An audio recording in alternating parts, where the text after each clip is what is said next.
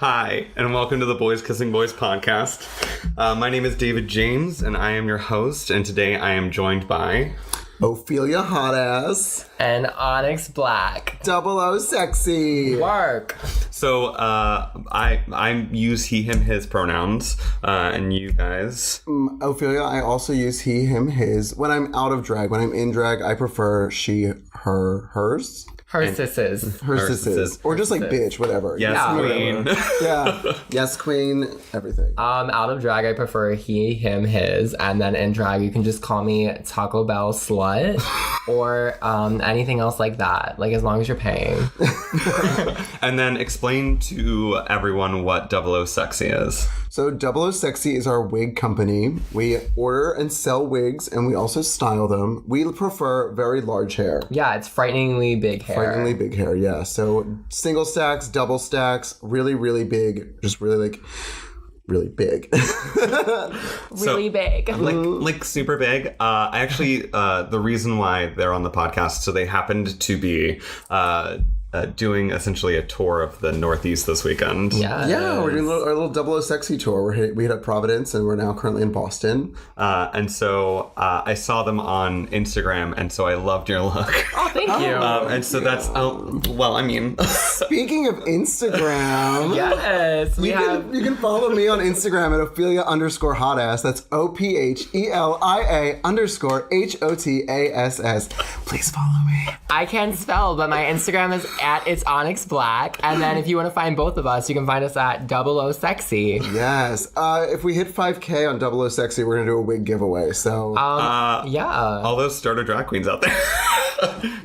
Get your life. Starter That's drag right. queens. Yeah, starter drag queen. She's a starter drag queen. Shit. I've only done drag for a year, yeah. Oh, okay. I was like, wait a minute, what? Okay, because Brand new. we just had Rarity Moonchild, who was Miss Gay CT last week. Yeah. And she's only been doing drag for 8 months. Wow. Which to me was insane, because I was like... I listened to that podcast and I looked her up, and she is very pretty. She's gorgeous. I mean, there's also... we do also... I haven't actually said this on the podcast yet. We do now have an Instagram for Boys Kissing Boys. Work. So it's Boys Kissing Boys Pod on Instagram, or Boys Kissing Pod on Twitter. So everyone feel free to follow those, because I have not been pimping those out. Come on, Boys Kissing Boys. Yes. Boys pimping boys. Boys Pimping Boys. Renaming it. That was me last night, Boys Kissing Boys. Literally. Oh my God. We were at Ego, and she goes, I want to go dance on the block.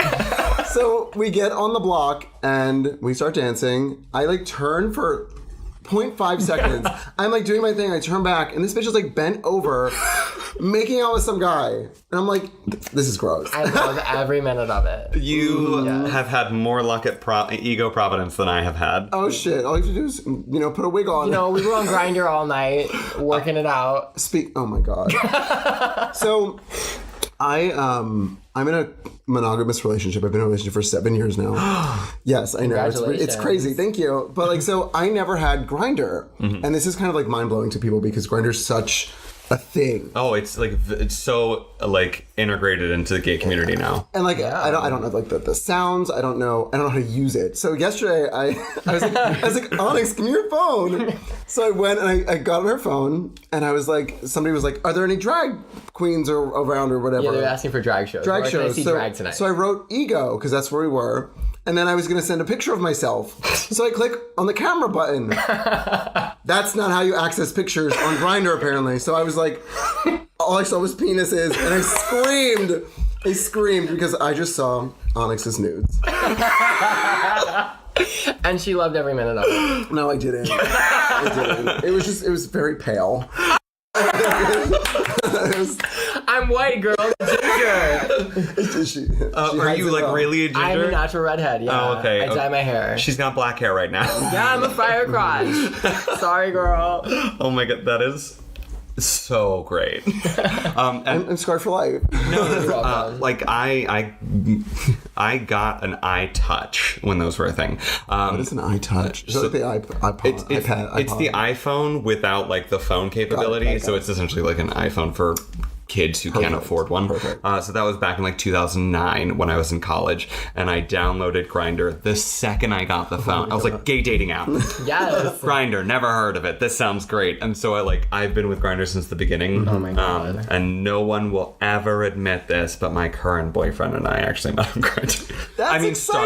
Starbucks. We Cute. totally met at gives Starbucks. You met at a Starbucks. No, we did not. we definitely met on Grindr. That gives hope to all the people that are out there looking for love. Yeah. Me, I'm single and lonely. Very single, very lonely. Yeah, it's true. So hit me up. I'm on Tinder, Grindr. I'm on eHarmony, Black People Meet, Clown Dating, Farm Dating. Farmers only. Yes, I'm on everything. Let's put it that Everything way. except Christian Mingle. No, I'm on Christian Oh, Mingle. you're on Christian Mingle yeah. too. Okay. If she has like the Satan. Yeah, I have my my Amish satanic look I did for Halloween. That's her profile picture. Burn, witch, Perfect. burn. She's like, I'm on Rumspringer. What you want? Oh my God, Rumspringer! I can never remember that word. I have a fear of Amish people. What? You can't say that. They're from Pennsylvania, and so this is kind of great for me. Well, that's like our Amish area. people, I was like, Amish people are like all in Pennsylvania. I'm very scared of them. Oh my God. I have a genuine fear of them. I have a genuine fear of you, but I still hang out with you. True. But like their chocolate's pretty banging. No. That's true. And they make look good like pies and stuff. No, I won't. Oh, and eat it. Scrapple. Oh, Scrapple. Scrapple? So I'm vegan, so I haven't had Scrapple in a couple Bye. years. Okay, I know. We love Taco Bell, sorry. That's also why you're much fitter than us. Yeah, he came in, he was talking about the gym earlier. We're like, what's the gym? I know a gym. So, and Scrapple is this weird, so Scrapple does not exist outside No. of Pennsylvania. But I love it. It's this weird, like, mapley sausage. I don't know how else. Gross. It's like trash Do can you know what it sausage. is? It's all like the leftover parts that they just mush together into like a square patty. yeah, like a brick. Yeah, it's kind of gray. It's like Spam, but if you, like, doubled the size of Spam. Yeah, I feel like it's not as hate gross as Spam. Spam. It's not as gross as Spam. Spam is, like, only served with pineapples now. You fry Really? it. It's a very Hawaiian thing. I went over someone's house once as a kid and they had Spam and I chose not to eat. I feel like an asshole, but I was like, no, thank you. You can have a Spam and mayo sandwich. Oh, two of my least favorite things. Oh, you don't like mayonnaise? No. Mayo is gross. Ophelia Again, loves that's why you're mayonnaise. so fit. Shit. So I just need to give up everything I eat pretty much and then I'll be skinny. Same. Yeah. It's okay because I get made fun of regularly for like only eating like raw vegetables and nuts. I don't like I'm leaving. I'm so triggered right now. I haven't talked about it on the podcast for this specific reason because I'm gonna get judged this shit out of. But it's not because of animal rights. It's because I used to be fat and I don't want to be anymore. We were watching this woman Triggered. last night. She was like had an addiction to fucking cheesy potatoes. Cheesy potatoes. I love that episode. Yes. And she got a piece of broccoli and she's crying. She's like, I can't do it. She was, oh my God, she was gagging. That was Onyx at brunch the other day. Can we talk about how Onyx, as a gay man, has never been to brunch? It's my first ever brunch. He never had a mimosa. Oh my god. It's a Bucks Fizz, but upside down. Can I also say that she hated it? I hated it. Like, Gross. gay card, give me your gay card. You are revoked. I only came out like a year and a half ago. You're always gay, bitch. I'm sorry. Wait, no. Back that up a little bit. I had a girlfriend. My last relationship was with a female. She That believed was it? mine. I'm joking. I was so But gay. you're still a gold star gay, right? What do you mean? Like I've never fucked a woman? Yes. Yeah, I've never fucked a woman. Oh, I'm a What up, platinum gay. Oh God, you were C-section? Yeah, a C-section. Hi, I'm a like tinfoil gay. I've eaten pussy. I've had vaginal intercourse. Vaginal intercourse. That's my new drag name. And you were into it. I mean, a hole's a hole. Right? Okay. I'm just kidding. That's not a thing. Oh, Is it? A hole's a hole. hold on.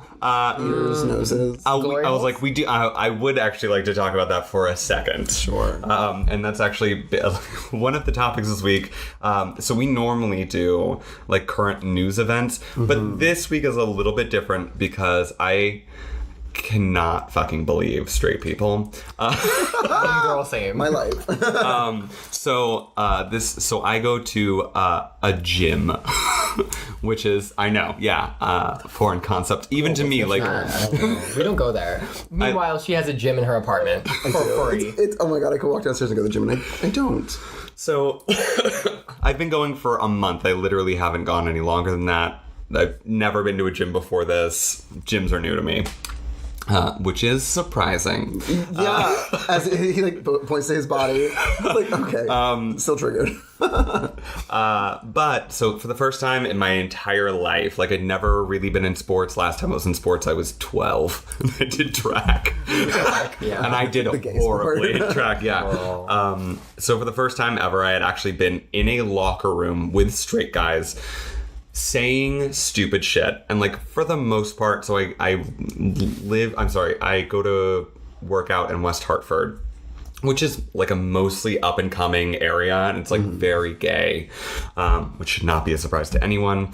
But when I was in the locker room, two complete strangers, like two guys who had never talked to each other before, and he was like, you okay, man? You look pissed off. And the other guy was like, yeah, man, this girl's just like trying to play with me. And he's like, well, you know what I always say, fuck with a girl's mind. And the other guy says, no, I'm not trying to fuck with her brain, I'm trying to fuck her pussy.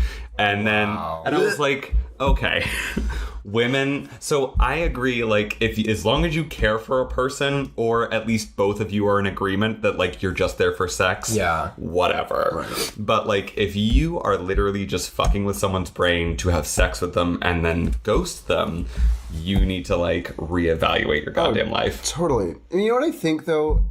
Like, what happens, because I was also in a fraternity in college. Yeah. So like, this locker room talk was kind of like my life for 3 years or whatever that is. And I was like much different person. I have a tattoo. My fraternity's tattooed on my back. Like I was like a bro in Kutztown University of Pennsylvania, which is like bumblefuck, Pennsylvania.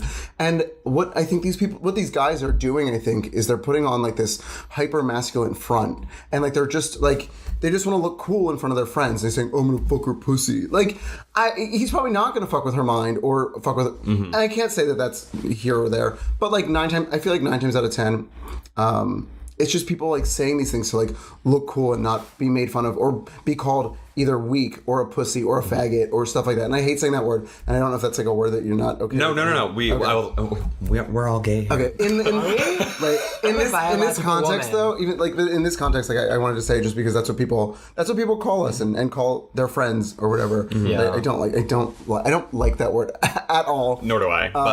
But yeah, I think it's just these people trying to look tough or look big in front of their friends. And that's actually the reason that I want people to like, so if any straight people are listening to this podcast, I would definitely like you to like reevaluate how you talk around other people, even if you're trying to impress them or whatever, because you saying that one thing is reinforcing like that talk and possibly that behavior to people who now think it's normal because of the way that they're talking to them. So like there could have been someone else in that locker room. It was just us three, but if there was another person in that locker room who was younger, more impressionable, and he's like, oh, that's how I'm supposed to talk to women, and like that's teaching a younger person. Fuck boys are contagious. Oh my, yeah, it's true. It's like an epidemic. Even with Grindr, right? I want to ask you a question, if you're okay with that. If in this situation he would have maybe said something homophobic or like a slur, do you think you would have said something? Oh, I did say something. Oh, really? We didn't even talk about it. Oh, good. He essentially, after he said, I don't want to fuck with her brain, I want to fuck her pussy, and he looked straight at me and went, right? And I was like, I literally just gave them super stank face, and I was like, dude, no. I was like, you... And I was already in my towel getting ready to go to the shower, and I was just like, you can't fuck with girls. I was like... And then you took your towel off and turned into a porno. Right? No, I literally just said, you can't fuck with girls, and then I was just like, I just want you to reevaluate what... I probably didn't use those exact words, because I was a little bit more pissed off, but I was just like, I want you to reevaluate the way that you're thinking. And then I just walked into the shower. Congratulations. That's fucking amazing. Yes, let's give a round of applause. Right? Yes. Mostly because I was like, I can't call people out behind their backs if I can't call them out in person. Right? But you know what? Like, first of all, that's a really big step, because I was scared.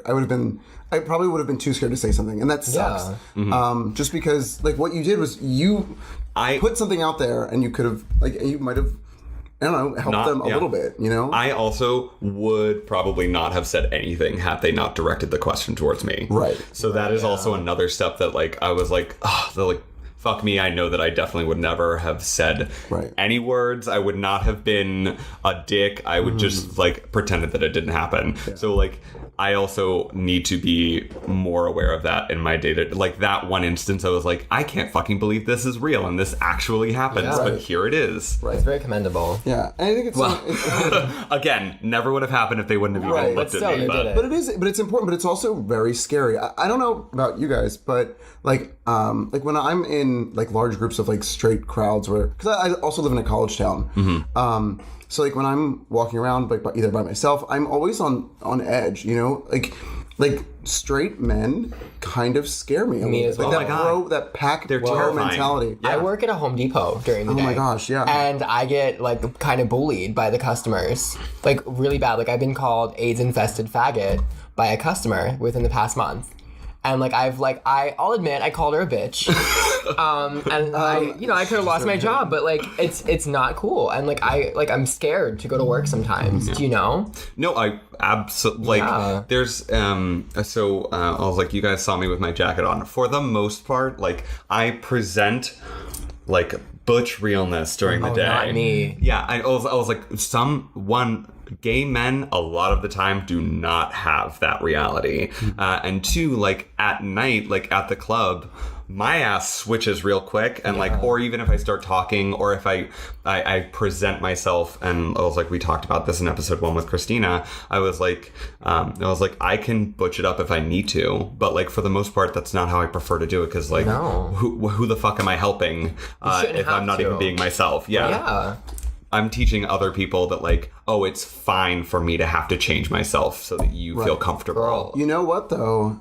Once I don't know if this is the same for you, Onyx, but once I started doing drag, that kind of like that feeling of having to butch it up kind of started to kind of just like, you know, chip away a little bit. Yeah. You know, I feel a little bit more empowered to wear sequins as a boy, or like wear something a nice sequins dress. Not a dress, but like I have like a nice black t-shirt with a sequin pattern on it, and like this fucking Boca Raton jacket.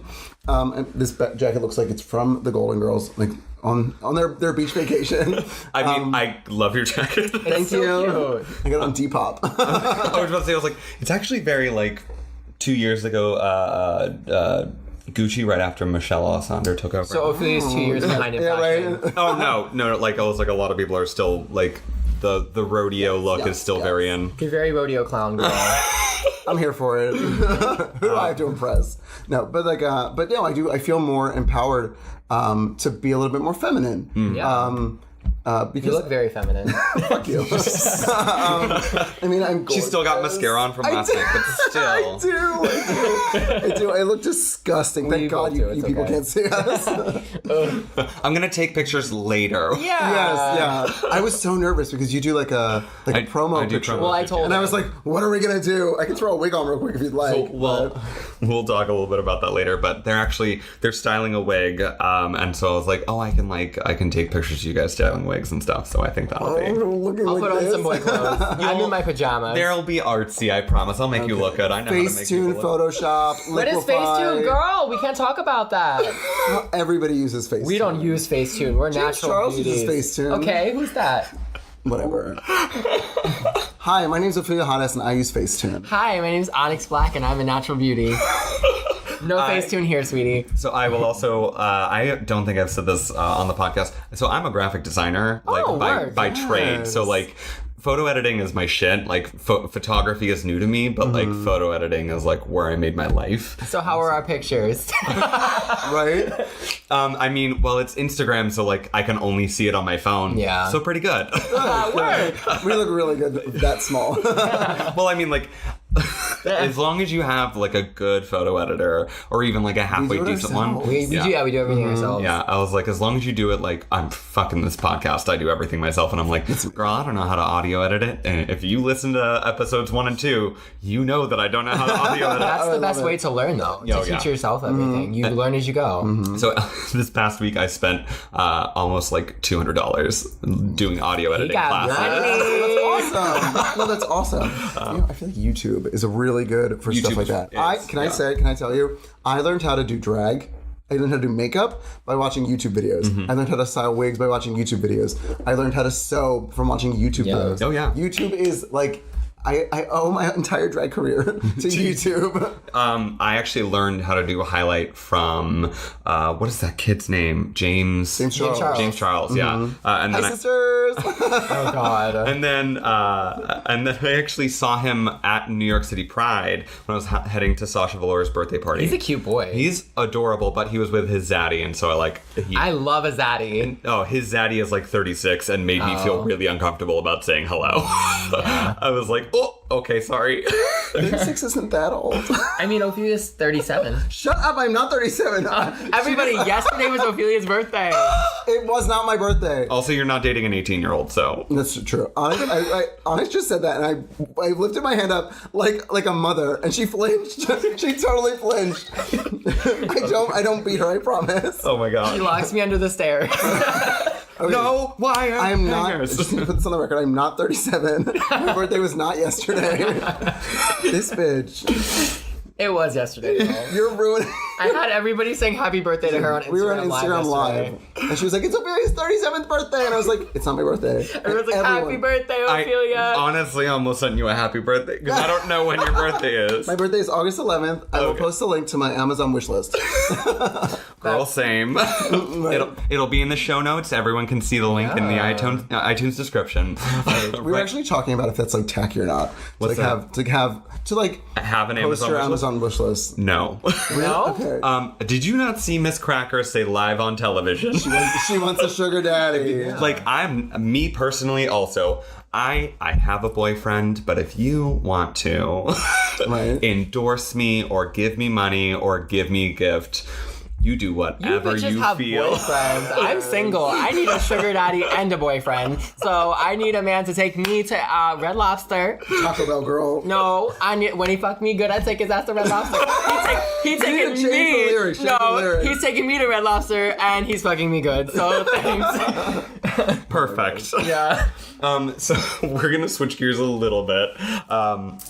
So this week, California introduced legislation. It has not been voted on, but they have released legislation that would reverse their policy on LGBT conversion therapy. Thank God. Yeah, I can't believe this is even a thing, though. Like, it makes me sick that we actually have to talk about It's this. prehistoric. It really it's is. the first state to have every form of conversion therapy illegal, or at least say that they want that to happen. There are 24 other states, and we did talk about this a couple Only minutes ago. 24. Only 24 That is states mad. that under the age of 18 it is no longer legal, or they have legislation that they would like to pass within the next year. So go out and vote, literally fucking everyone. Yes, please. Promote it on Instagram. This shit is stupid. It is. It irks me that we have to have this conversation. That this is still fucks a with thing. people's brains. Literally, it's like shock therapy and shit like that. It's like traumatizing. And it's in the guise of being like religious. Mm-hmm. So a lot of times they're like, well, we're bringing you closer to God. Right. No. And I'm gonna. I don't know. I don't want to blame religion. It's not religion's fault. Right.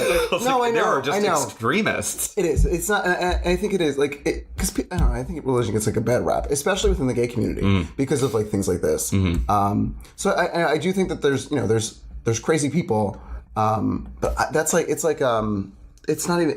I feel like it's not religion. It's just like it's extremists, you know, and. I just wanted to throw that out there because I have been corrected on this podcast before. I always tell people I don't mind getting corrected. Please email me. So I will agree with you there and say this is not a religion thing. This is an extremist thing. Right. And this is and religion has helped a lot of people. It has not helped me personally, but Me either. Girl, I had a rough upbringing with Catholic religion. Yeah, I just had my last girlfriend was religious, and her entire church. This is when I was 15. We made out. That was it. Yeah. But her entire church was it's great that you're coming to church, but you're bi, so that's against God. And I was like, Are you bisexual? no, I'm gay now. Okay. But I was bi. Every gay man I think Would you comes out buy as like bisexual. in the earlier episodes? What's that? Were you buying the earlier episodes of the podcast? Oh, no. Oh, maybe you were dating somebody who was bi? I was possibly. Oh, yeah, I've dated. Yeah, you were people talking that about were the bi. men, that like were like trying to like make you fuck women. I've diddled a girl, and then I was like, oh, there's a string, and so. Oh, yeah, I remember Yeah, that. that was hilarious. Ophelia has a number about tampons. I do. I do like a good bloody tampon number. In my middle school, that just reminded me, like, one of the fun jokes to do was to dip a tampon in milk until it like fully expanded, and then like wipe it in some ketchup and throw it from Do the people string do that across the room. shit? Where did you go to school? Georgia. Wow, there you go. We Welcome don't to the do South. that in Pennsylvania. So, just something to keep in mind.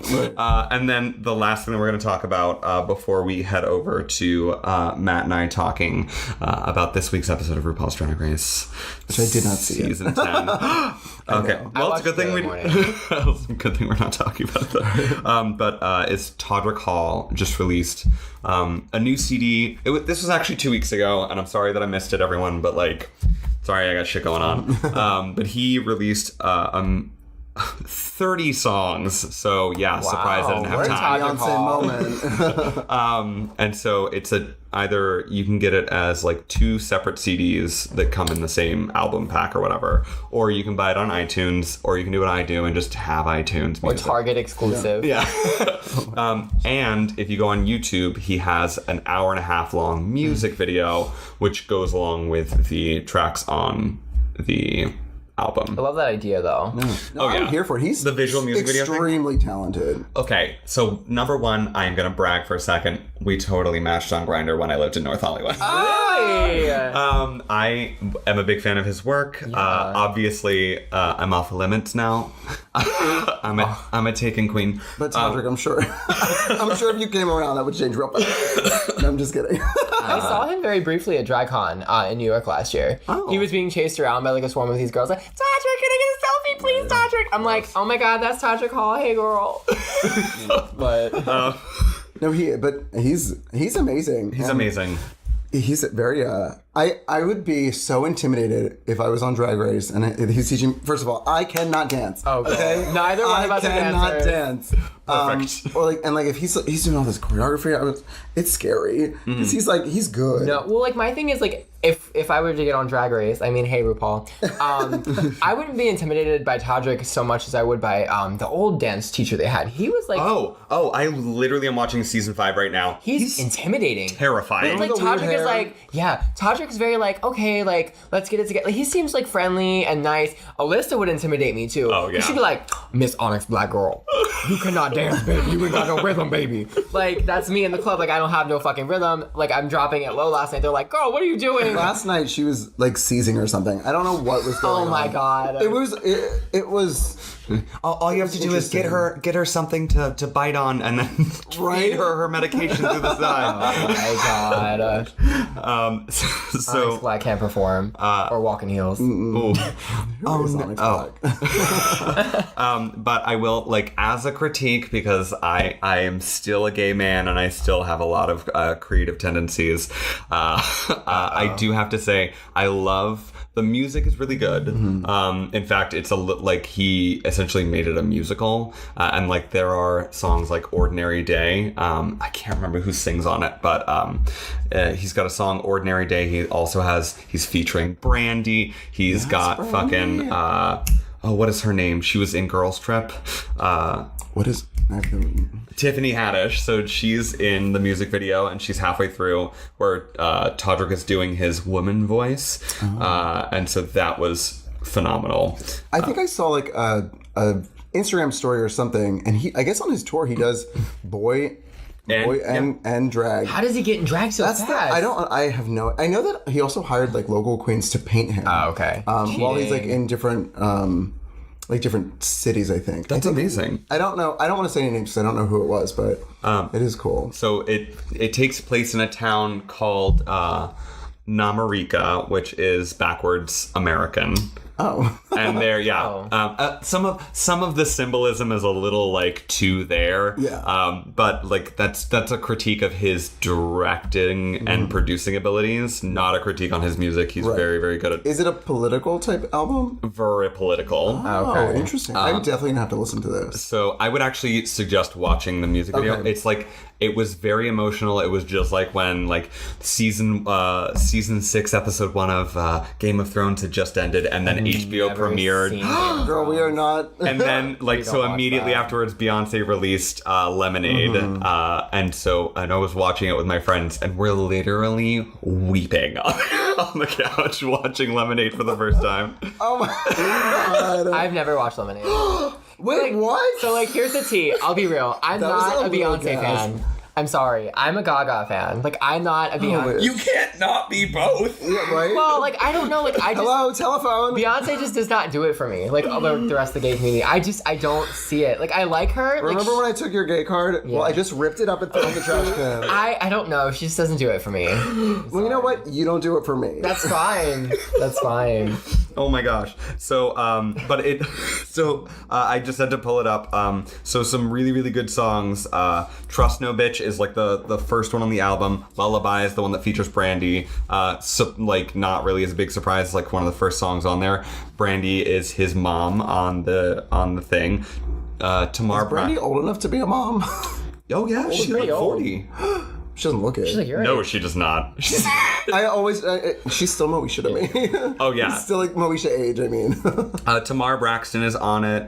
Nick Rashad Burroughs is the one who sings Ordinary Day, which is like the sun is out in the sky.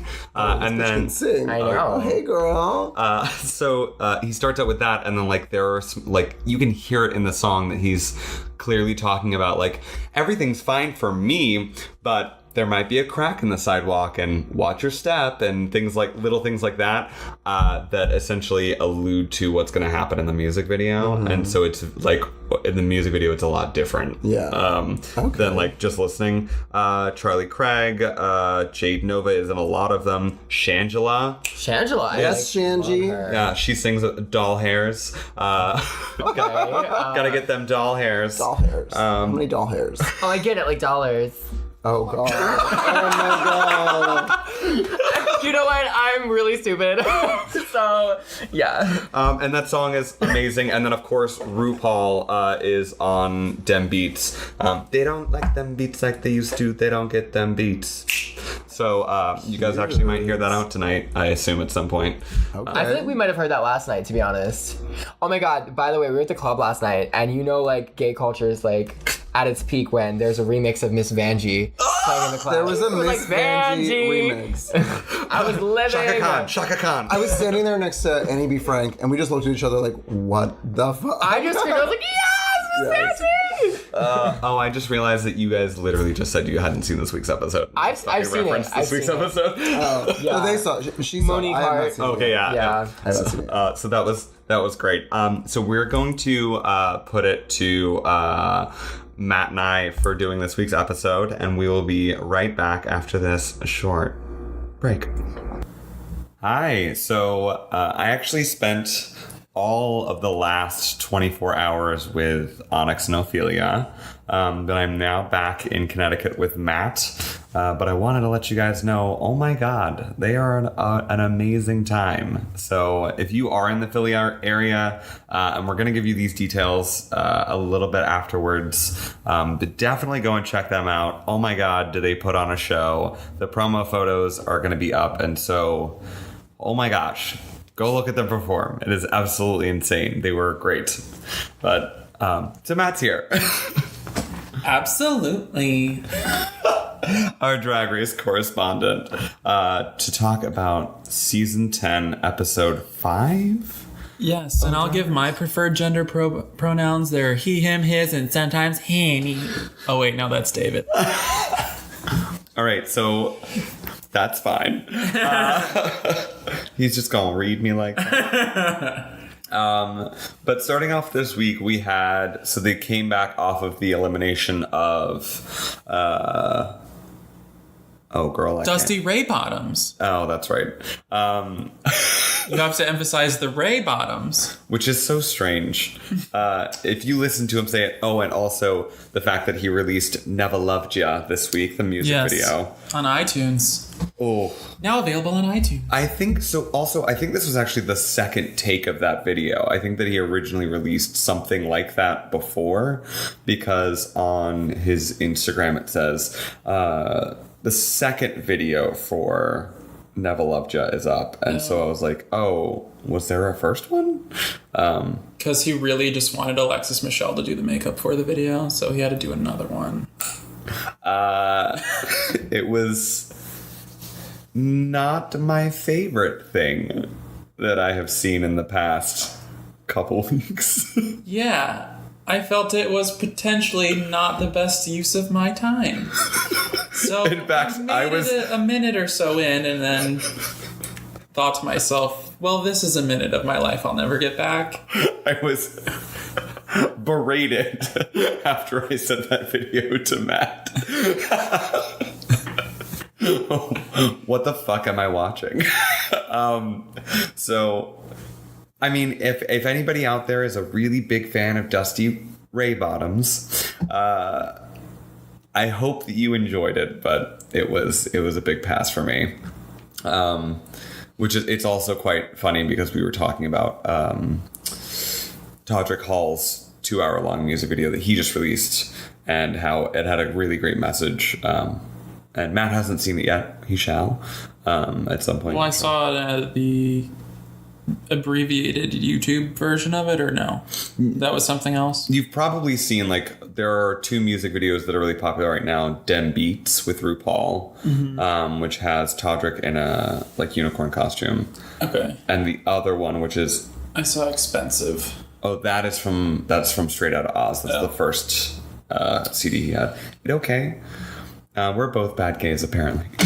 I don't consider Todrick stuff must-see gay culture. I feel like that's just especially because he's done so much capitalizing on Disney things, I just can't. Yeah, I think, because he's trying to rebrand Disney things as gay, but now that he's on RuPaul's Drag Race a lot, as a choreographer, as a whatever, as a judge, I do think it's slightly more important than it used to be. I do think that he'll be a defining figure of our gay generation, but I don't know that he will be the defining figure of our gay generation.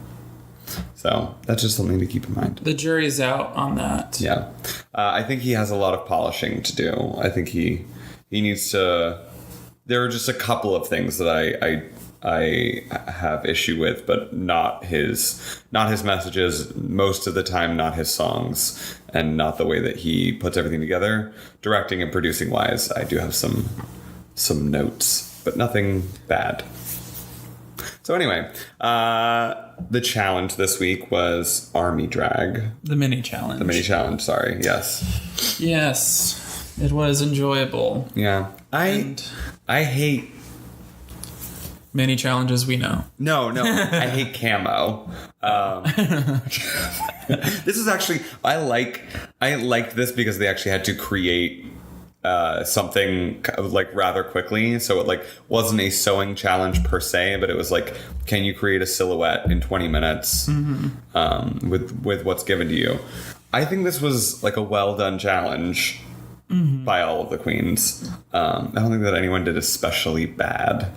But yeah, no. Not to my knowledge, to my memory. But Vixen stole... I'm hearing this also. I'm hearing David say, I don't really like camo, as I look over at his messenger bag that is literally lined with camo print. Oh, that was... I did not buy that. I am not a fan of camo. In fact, I wanted to rip out the lining of that bag. Mm-hmm. It's just the lining. It's not the outside. But I did not buy that bag. It is a Carlos Santana bag, but it works and it kind of fits into my aesthetic, so I just live with that. But you've been called out, huh? That's fine.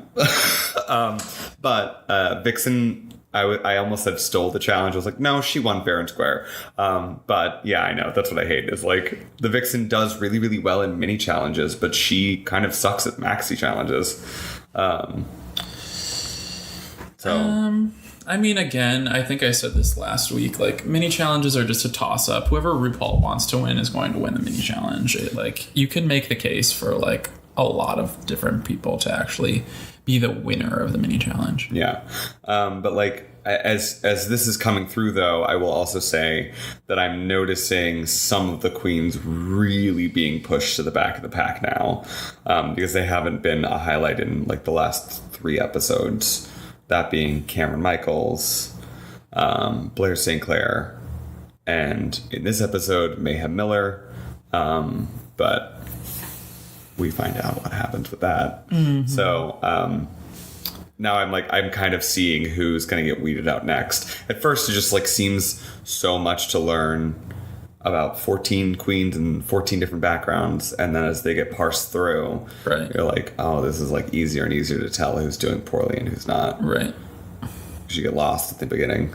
So the Vixen won, yeah, and she got to pair up the queens for the Maxi Challenge, which was like an improv, Bossy Rossi, like Jerry Springer-esque, like Maury Povich situation. I'm obsessed with eating cheesy potatoes. Yeah, there were the girls that ate weird things, and then holy shit, I married a cactus, and what else was it? I'm an adult baby, and I'm afraid of pickles. I'm afraid of pickles. Yeah, that was all of them. Right? Was it? No, there was one more. 1, 2, 3. There's 10. Yeah. Oh gosh. Why are you so obsessed with me? Oh yeah. Well, of course I forgot that one because the Vixen wasn't. Well, also because it was just very lackluster, especially for what they had to work with. Like, we'll start there. Then we'll go straight for the Vixen and Asia.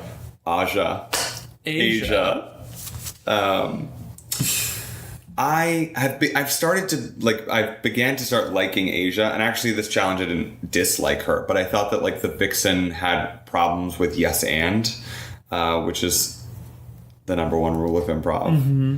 And instead of just like going like, yes, someone can miss a cue, but you can still continue on. Yeah. Don't let it stop you. Don't get all uptight about it. Yeah. And like beat it out. Like you can win if you just keep going. Right. But if you give up the second there's a small slip up, you're going to have a big problem later on. I feel like she's going to be one of those queens who gets into the bottom once and is like, this is it, you guys. I'm out. Like, I'm going home. I think she just like got frustrated too, and then she kind of ran off the stage, and Asia was like, well, I guess the scene's over now, and she just walked up and gave a bow, and that was it. Yeah, well, which in all honesty was like how, to me, the Cracker and Aquarian thing was gonna play out anyway.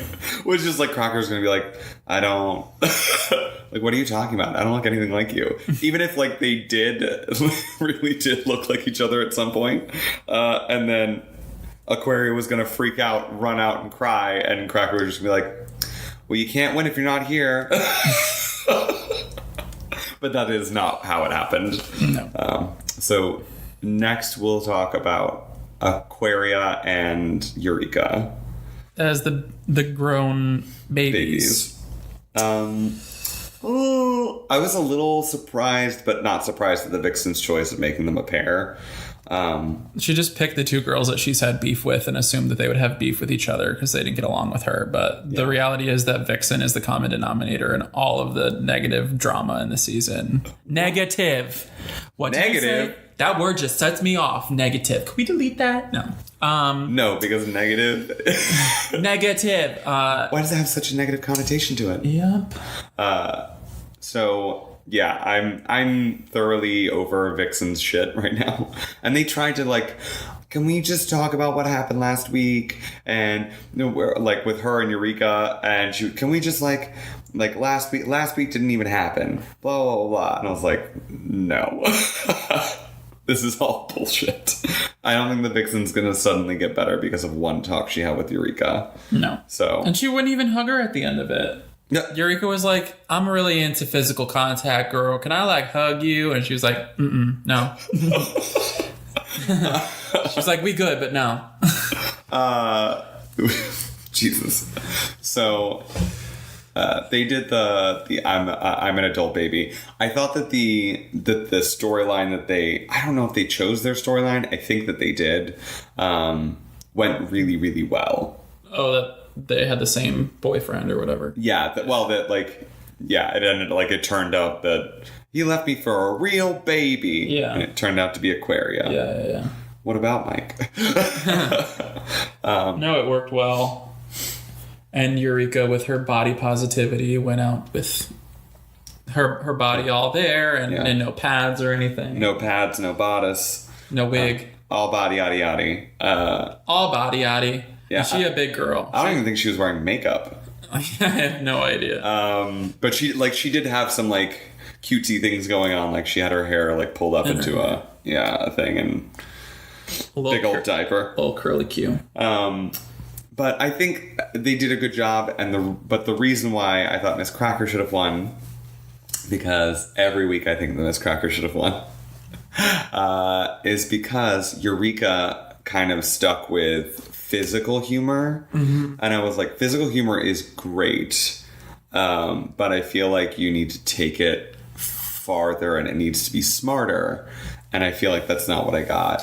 Well, the thing is, you're performing in front of a live audience. And when you get those live audiences, a lot of times they're not cued into super cerebral humor.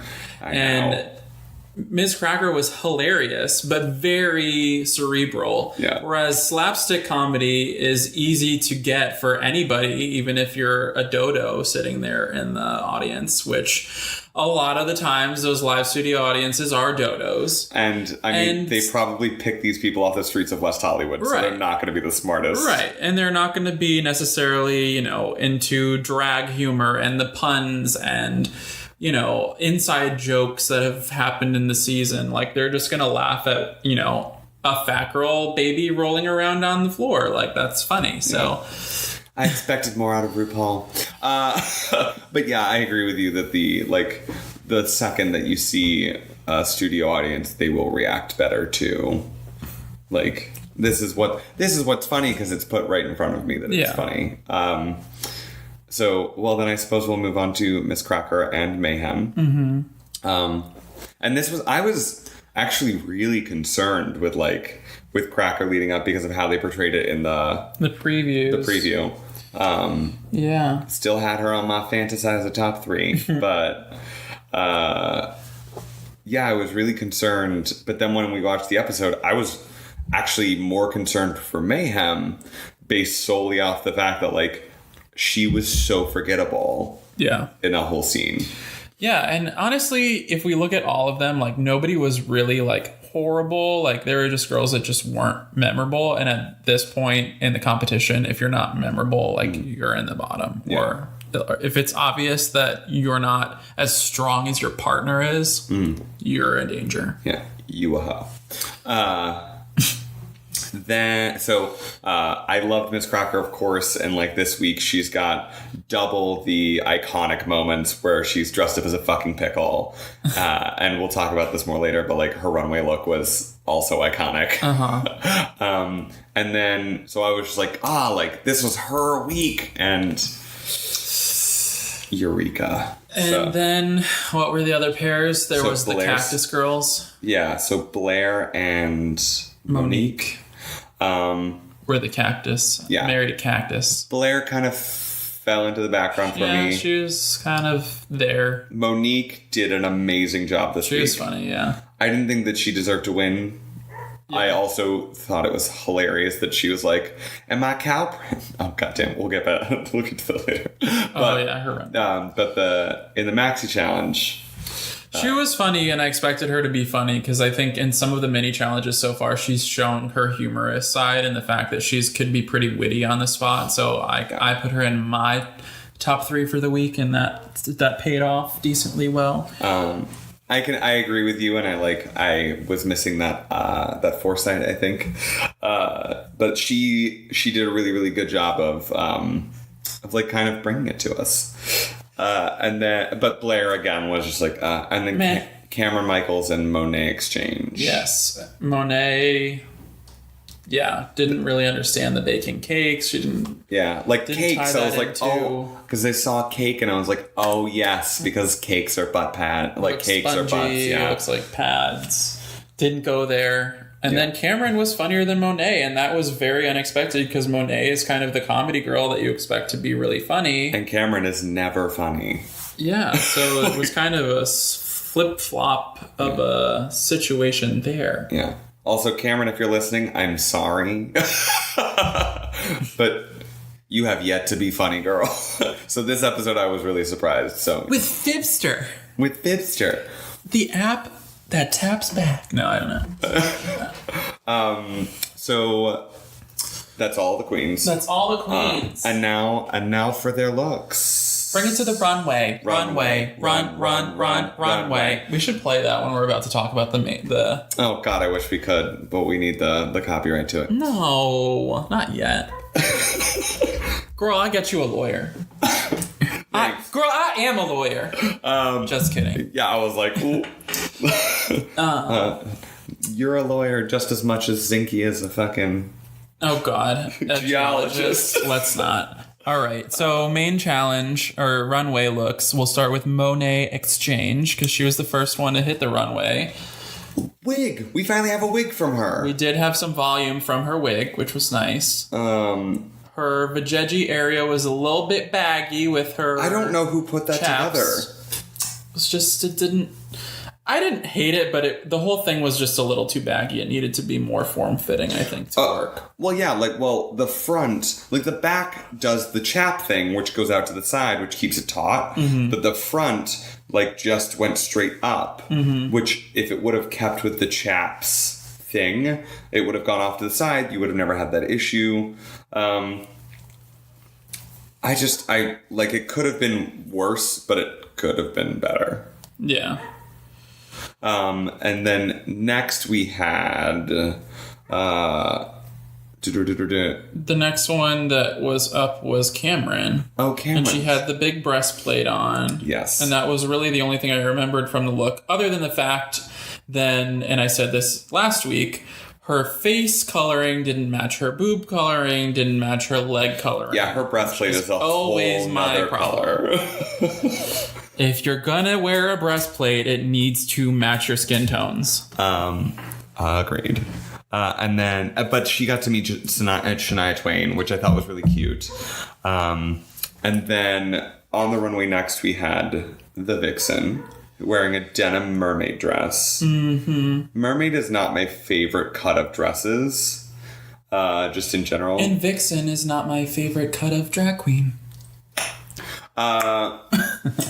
I can't do the suction thing today. You gotta have a wet mouth, girl. So Vixen came out, and I agree with Michelle Visage. If you're gonna wear a tight-fitting dress that depends heavily on curves, you're gonna want to wear a corset underneath it. But she looked fine. Yeah. Next up was Asia O'Hara, and I actually really liked the whole post-apocalyptic, the destroyed denim that she was wearing. And I think that she actually on the if you listen to Raja and Raven's Toot and Boot every week, she got the top toot of the week for this look. And yeah, I think it was a little underappreciated, probably only because she wasn't a huge standout in the main challenge. But yeah, I really like the look. I did not watch the Toot and Boot this week because I don't watch the Toot and Boot any week because I do not have time for anything.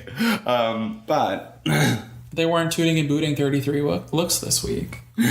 so they were like, well, we have more time for it. But yes, no, I really appreciated that. I loved her look. And she even said that she was like, oh, it's like Tina Turner realness from Mad Max Thunderdome, and I was like, fuck yeah, I love that movie.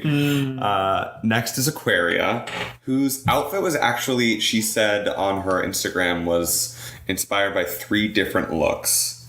One was actually a, like, I don't know what you would call that, like that braided on top of the braided look. I don't know what that's called.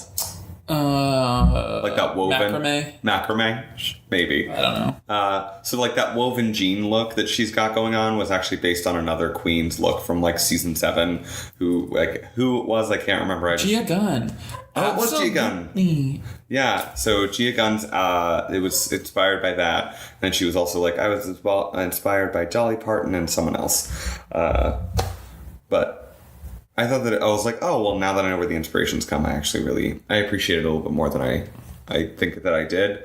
I didn't dislike the look. I thought it was a good look, but also it's a swimsuit made out of denim.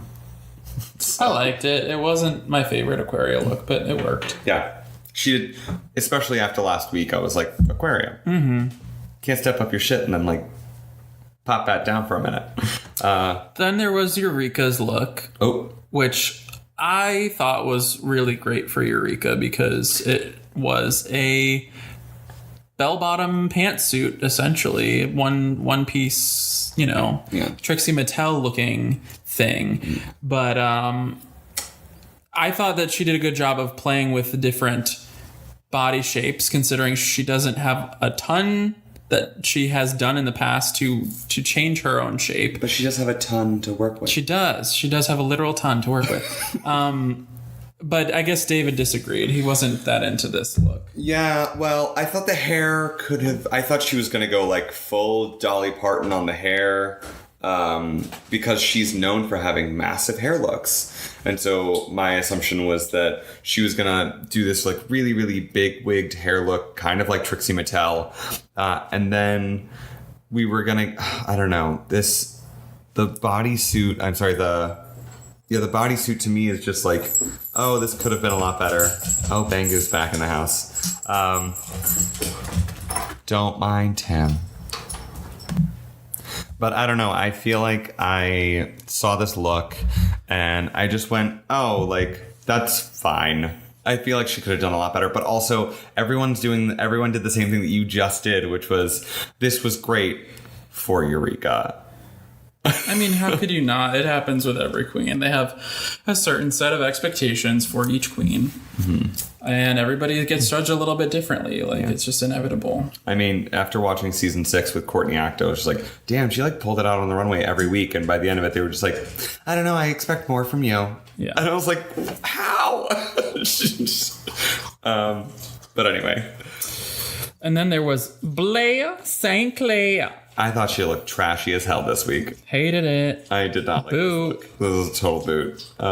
It just didn't work. And then the hair looked like it weighted more than her body. Yeah, I thought the hair was like straight out of Married with Children. And the body was kind of like out of The Nanny, which was not my favorite show for inspiration on looks wise. I love The Nanny. Oh, to me it like screamed... kind of like I just left the trailer park and I threw this on before I got out. I didn't love it. Yeah, it wasn't a good look. And next is Asia O'Hara. No, Monique. We already saw Asia. Sorry. Monique Hart did this weird thing. She loves doing reveals, and I love reveals, but she's beginning to ruin them for me because she has not had a good reveal this whole fucking season. You mean you didn't like her cow print? I was so confused about the cow. I was like... She saw it and she thought brown cow.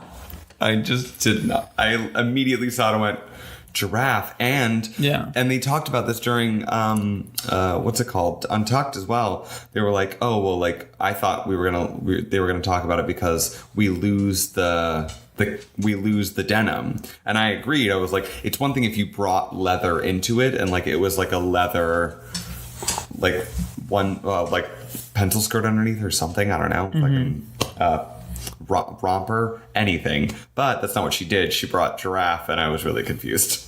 Yeah. Who's next? Next was Mayhem in her pink denim chocolate Judd look. Toddlers and tiaras is all I could think when I saw her look. Yeah, it looked a bit, they said juvenile. I agreed. Yeah. The hat could have done without. She's like, this stupid fucking hat. Well, like, it was supposed to be jewels, and she wore like one of the plainest white hats you could ever wear. It literally looked like a girl's like dress up costume. I feel like anybody that wears a cowboy hat on the runway like inevitably has issues. Like I remember like Cynthia Lee Fontaine wore one in season 8, and she went home in that roller skate challenge when she dressed up like a Hooter girl. And somebody else wore a costume like very similar to this at one point. I want to say, God damn it. I can't remember who. But it just doesn't go over well. I don't know. It just doesn't read. Yeah. Maybe it was Shangela actually when she did her country thing in season 3. Or Mystique Summers Madison definitely wore. Yes, Mystique Summers Madison wore what she described as like a Carrie Underwood-esque country music, but then she put a black cowboy hat on top of it. Anyway, that bitch lip sync and then she went home. That was season 3, y'all. You didn't learn from them? Apparently not. Also, Aquaria did wear a hat, but she brought it to you. So Aquaria could wear anything. Aquaria could wear a diaper on stage. Hers is like a cowboy hat, but it's like almost a sombrero the way that she's like, the way that it's kind of curved and like styled. I was like, it's a styled hat. Yeah, it's not just, something that you take off of the rack and put on your head. Like she made it probably. That's the difference. Oh, yeah. So, next is Ms. Cracker, who had my favorite look of the week, I think. I think there was just a moment of like gagging as she stepped onto the runway in that pink one-piece bedazzled suit with the Pippi Longstocking perfect braids out to each side. Yeah. The pigtails. And then, so this week, like I said, so she had that iconic pickle look, and then she comes out in this, and at the end of the runway, she's serving such serious face until she gets to the end of the runway, and then like, with the fucking teeth. The buck teeth come out. I'm like pretty sure it's just like 2 acrylic nails glued to her front teeth. Yeah. Amazing. So well done. And then, because it literally is everything that I would ever want out of Cracker anyway. And then, like, on her Instagram, she actually has it as, like, someone replaced her as the Wendy's girl. Oh, yeah. Yeah, it was like a mashup of like the Wendy's girl and Pippi Longstocking. So it was a good week for Miss Cracker. Yes. And do we have anyone left? No, that was everyone on the runway. Okay. So, and then we have the winners and the losers. So we ended up with Miss Cracker and Eureka O'Hara on the top. But Eureka pulled out and was like, pulled it out because we gotta come for full circle, girl. So for the first time in Drag Race history, Eureka was a winner, baby. And she said, she made it a point to say, she went home on episode 5 in season 9. Now episode 5, she actually won the challenge. So she feels like vindicated and like that she deserves to be there. Mm-hmm. And then the losers this week were Monet and Mayhem. Yep. Which was, kind of expected. Like I said, I saw them when they picked the tops and the bottoms, and I was like, you would. And so, oh no, I lost it. The bottoms were Monet and Mayhem. And Monet walked backstage and was like completely defeated. And Mayhem was just like, I came here and I did the thing that I wanted to do. And so it it was really interesting seeing Monet coming out and like really pulling out all the stops. And she was like, they literally just saw me lip sync last week and I can't do a fake out again. Mm-hmm. So what the fuck can I do? Because they expect this, like, that level of entertainment out of me. And Mayhem just performed 2 weeks ago. So it's not like, 3 weeks ago, whatever it was. And so it's not like they haven't seen her lip sync either. And so it's like, who's going to win, the entertainer or the lip syncer? And Mayhem is a really, really good lip sync artist. And so seeing her lip sync on this episode, I was like, okay, like I got it. And I was there with her, but it was not at the level which Monet was bringing it. Yeah, Monet, she just had the gimmick. She had, the wig reveal right from the get-go. And she had like the whole, like, I'm on a motorcycle and I'm smoking weed and I'm having a great fucking time. And she took her top off. She did her hairspray. It all was funny. Yeah, and it worked well with the song. Like, had it not been that song, I don't know what she would have done. But, like, she just worked really well with that song. Also, I did say this to Matt earlier when we were rewatching the ending. I think that the wig reveal was supposed to come later, but when she was taking her top off, the wig got caught in her top and it came off with the top. And so it came off in the first, like, 10 seconds of the thing. Monet, if you're listening, please correct me if I'm wrong. But that's what it looked like. I was like, oh, I don't think that wig was supposed to come off so quickly.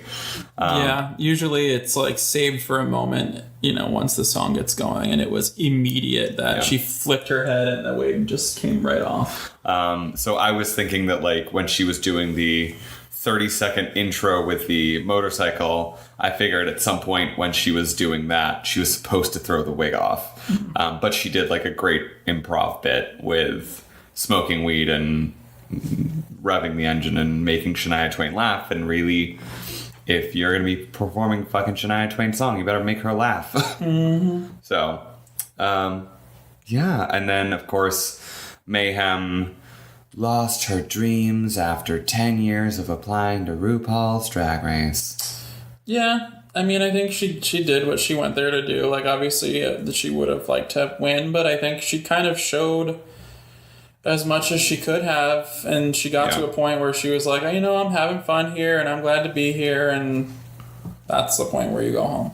That's always, like, unless you are, it's so unfortunate, but, like, unless you're racking your brain and, like, you're like, my life is about to fall apart, this is totally shitty, you're never going to be in the top 3. Right. Because, like, you should be pushing yourself to that point, and it sucks. These queens get no sleep. A lot of, like, Aja for All Stars 3 stayed up for an extra night to make a third wig for the wig reveal challenge because she knew how shitty she did on that episode before. She walked out on the stage and she said she almost passed out because she was so tired. Like, unfortunately, that is the position you were put in this challenge, but you also walk into this knowing that. Yeah. So I want people to, like, remember, these queens knew what they were getting into. It's 1 month of no sleep, barely eating, and working your ass off. Mm-hmm. So it sucks, but if that's not what you're there to do, you're not really there to win. Anyway, that's the episode. That's the whole episode. We didn't really get to talk about Cracker's depression and, like, how bad she feels about herself. I would love to talk about that at some point, but we are out of time. Oh. But we are going to get to the interview with Onyx and Ophelia. If you want to follow Matt on Instagram, you can follow him at Matthew James 591. And you can always remember to follow the Boys Kissing Boys Facebook, Instagram, or Twitter pages. Bye. Adios. Hi, and welcome back. Hopefully that was an enlightening segment about RuPaul's Drag Race. RuPaul's Drag Race. Is that copyright? I believe you can do up to 16 bars of something without background music. And it, or it can be used for satire or news purposes, which we are in the case of this podcast. We're both. Perfect. Don't sue me. All I'm saying is, like, please just don't sue me. You can sue her all you want, but just this podcast.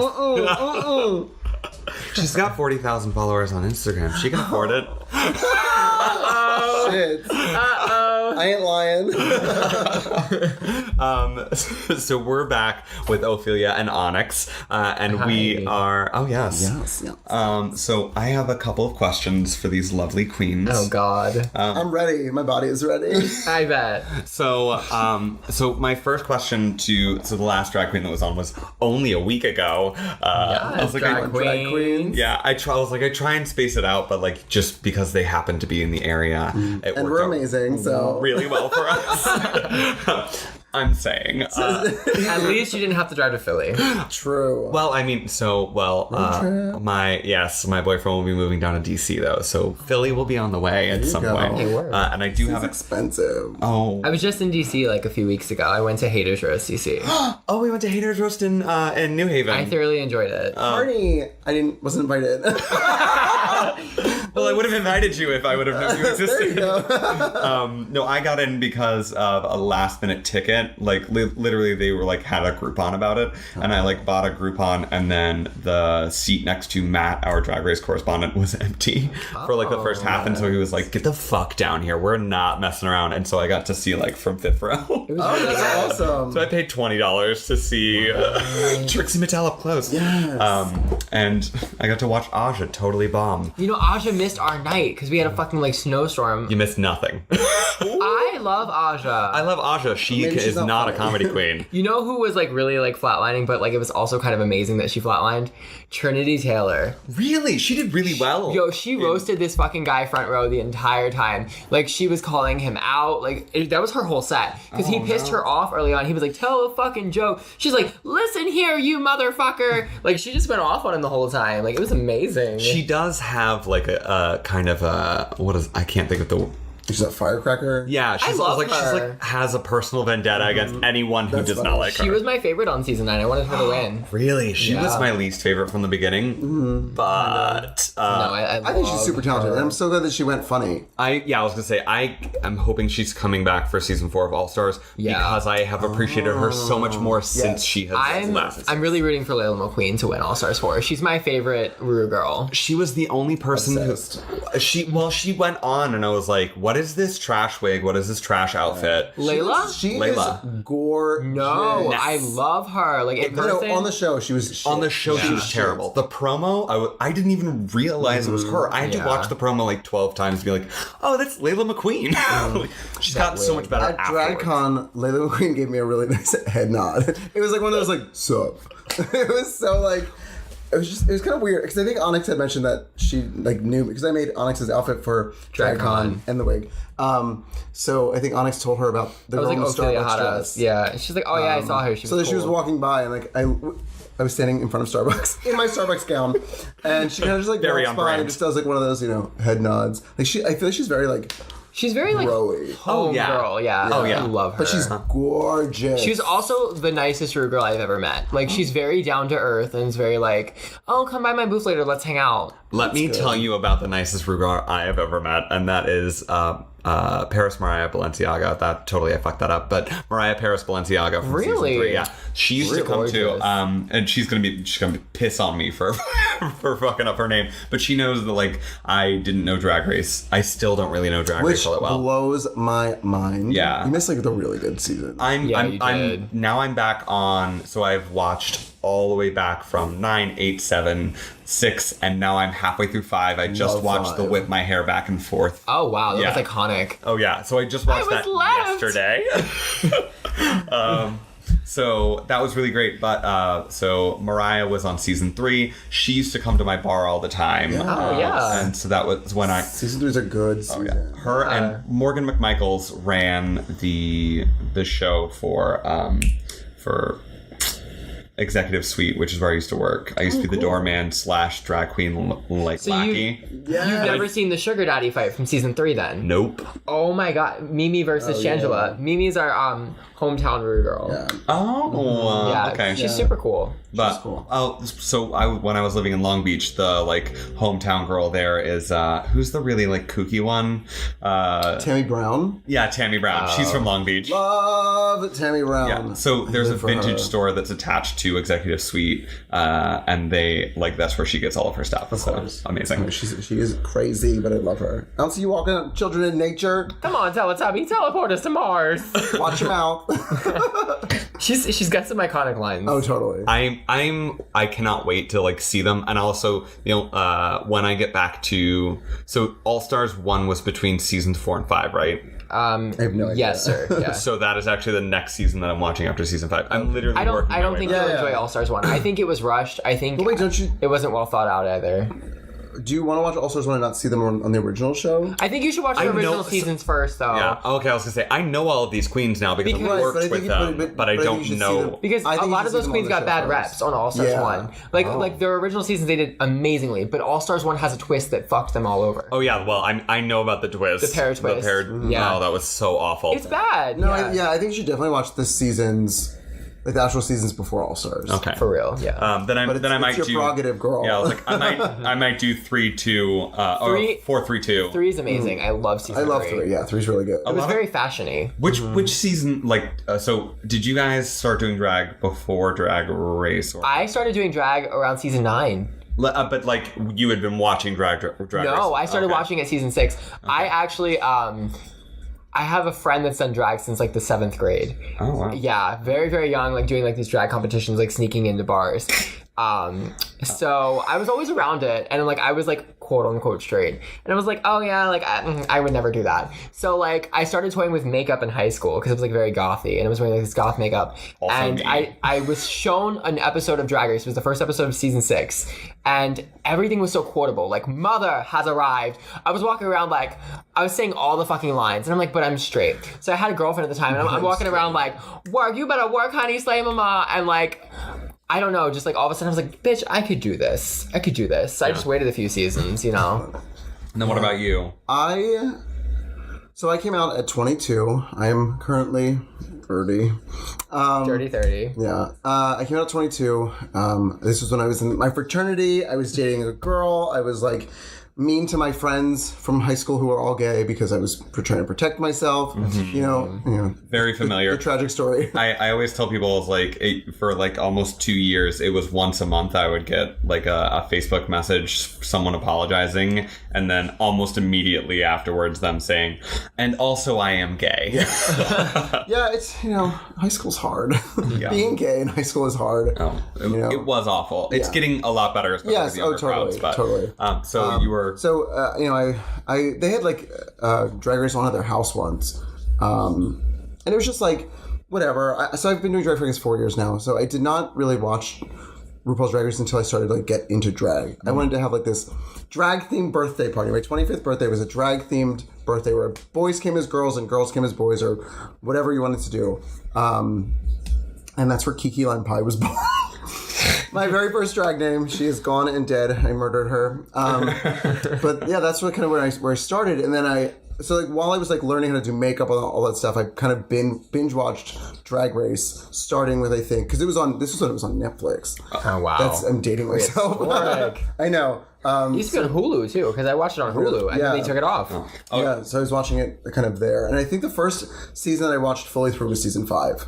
Oh, okay. Yeah, so so far so good from and of course I watched All Stars too, so I'm All Stars was amazing. yeah, I was like I'm with all these queens, because I already know who they are. All Stars 2 was weird because it like I don't know. It was very like everyone wanted to redeem themselves, but I don't think anybody actually redeemed themselves. Well, I think Tatiana did. Yes. Yeah. I think Tatiana did an amazing job, and I was really I think pissed. Katya really came along with... I was rooting for Katya. I'm Katya's sorry. my favorite queen. Also, I have to show you guys something, and I will post... it's not my work, it's not my artwork, but I will post it along with the episode pictures when this drops on Tuesday. Okay. Which is, zero time for me to do photo editing. It's Sunday right now. I normally give myself It's a Earth solid Day. 4 or 5 days to edit the podcast, but that is not happening this week. I'm so glad that I did those audio editing classes because it's going to be a hell of a lot faster. Yes. But last week I was this past week, I was going to my local Starbucks in Newington, and it was somebody's birth, or like they're going away or something like that. And oh no, where is it? There's essentially a photo of Katya. But it's not a photo, it's somebody drew it, and it was just absolutely amazing. And if I find it, or when I find it, it just said party, and that's my favorite line from her from season All Stars 2, season 2, whatever. Party. There. Nope. I was so close. There it is. And so I just I love that. That's really well. Cute. That'd be a cute pen. That would be a really cute pen. It would be. So somebody drew that for their like going away. That's amazing. That was adorable. Yes. So question number 2. So this is more directly towards you because you're not taken. I do, like. Thanks. Yeah. Oh. I have my eye on someone. Yeah, he doesn't know that. If anyone is in the Philadelphia area, He is. Oh, I'm just saying to anyone in the Philadelphia area. If you're single. If you like really desperate people who... I'm just gonna stop there. You know what? Cute. You can find Onyx's Instagram at It's Onyx Black. Yeah. And DM her dick pics. Oh, I ask for them often. It's her favorite pastime. Going down in the DMs. But I do want to ask, what is it like being in a relationship and being in drag? Because it does involve a lot of like the nightlife, party life. Yes. So the thing is, I did not do drag when we first started dating. So we've been dating for 7 years. We've done drag for about 4. So when we met, we were just boys. just boys. Just boys kissing boys. That was us. Oh, cute. You like that? So no, we did not do this drag. And then I had this drag birthday. I made him shave his face. And he always has a beard. And I had never seen his shaven face before. And he has one of those little dimple chins. No clue. I did not know. He's a Sharon Needles at heart. Right? But yeah, so we did this, and then it kind of like came, I don't know, it just became this thing. And I didn't do drag for a whole nother year. I had my 26th birthday, did another drag birthday. And then I performed for the first time in like April before my 26th birthday. And I was like, that was super cool. It was like this out of body experience. It was something I'd never experienced before because I'm shy. I don't like to do like stage stuff. But when you put makeup on and like a wig, you can do anything. For real though. Anything. Yeah, Confidence is the same way. Yeah, you're not you anymore. No, you are, and that's the most important thing because you are not you. You are somebody completely different. And I had to like tell my mom that. Like I had to kind of ease her into that. But anyway, so like now that I do drag, it's in the relationship. He's fine with it because it's an extra source of income, which is nice. And he knows that I'm good at it. And I don't want to say like I'm amazing. Are you? But I'm a good drag queen. And I 40,000 followers, y'all. Yeah. I don't know. I've kind of like turned myself into something because I do sew my own costumes. I style my own hair. I make my own mixes. I do my own makeup. So like I turned this into something that I really enjoy. And he knows that I'm good at it. I did a competition in Philly. I got 3rd place. I did a competition on Friday and I got 3rd place. And I fell. I did. Oh, but still got 3rd place though. Still got 3rd place. About it. Yeah, I fell. And my head everything fell off my head. My earrings and my wig just exploded. Off my head. I wish I saw the video. But my partner used to work for the church. And now he works for a Catholic school. Or I don't know if it's Catholic, but it's I don't know. I don't know if it's a Catholic school or not, but he works for a school in like the music ministry type section. So it's funny because we have like very different schedules and kind of lives almost, but we make it work, you know? And I know that it's so hard for single drag queens to find a boyfriend or a partner. Because people are so like, oh, I can't date someone who's ultra femme or blah blah blah. There's such this bullshit stigma. And I mean I almost jaded because I feel like I'm very lucky that I got into this relationship before I started doing drag because I don't know if it would have been, I don't know if he would have dated me as being a drag queen. But yeah, we make it work. We also have a neurotic dog. So he's on Prozac and can't be left alone. So, we still see each other a lot.